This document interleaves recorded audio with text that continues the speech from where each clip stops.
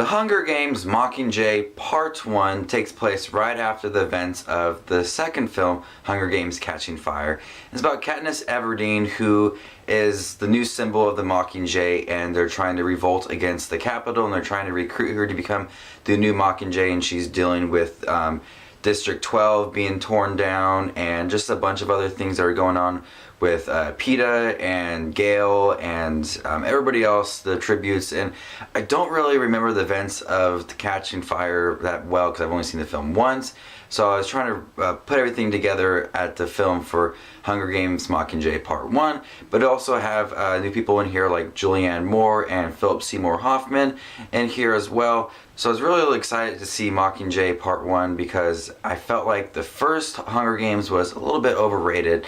I didn't see anything special in it like everybody else did. Now Catching Fire was definitely really good. I really loved that film. So I was thinking, you know, same director, let's see what they can do with here. But I also heard that the third book is the worst out of all of them. I've asked anybody who's read any of the Hunger Games book, they say the third one is the worst one.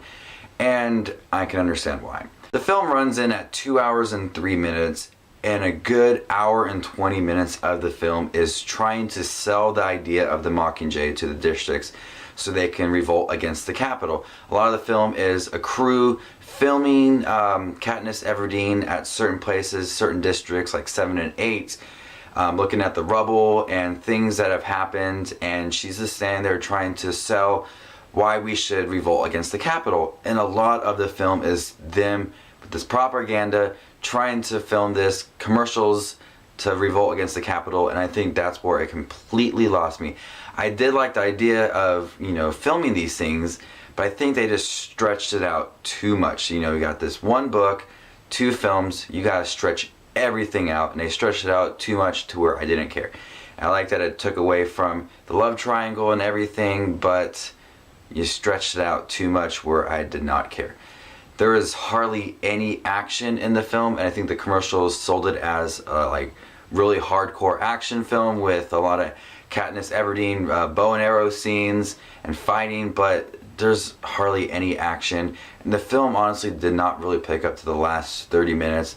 The last 30 minutes of the film were really great. I'm not going to spoil anything for anybody who hasn't read the book, but I did like the ending of this movie, but everything previously I was just not involved in, and I just wasn't interested. I just did not care about it as they just stretched it out. Now with the acting, it definitely was really great. Jennifer Lawrence is a great young actress. Also Julianne Moore and Philip Seymour Hoffman were great in here as well. You get to see a lot more of Liam Hemsworth, which I liked as well. And you didn't really get much of, I've completely blanked about the guy who plays Peeta Mellark. Whatever, Josh Hutcherson I think his name is, but you don't get to see a lot of him, so the acting definitely is great. There's a lot of dramatic scenes, and Jennifer Lawrence definitely delivers here, but everything else with the story and the propaganda and filming the commercials trying to sell the idea of the Mockingjay and revolting against the Capitol stretched it out too much to the point where I just did not care. So I'm going to go ahead and give the Hunger Games Mockingjay Part 1 a B. This is Just Watches Movies, and I'll see y'all later. Bye.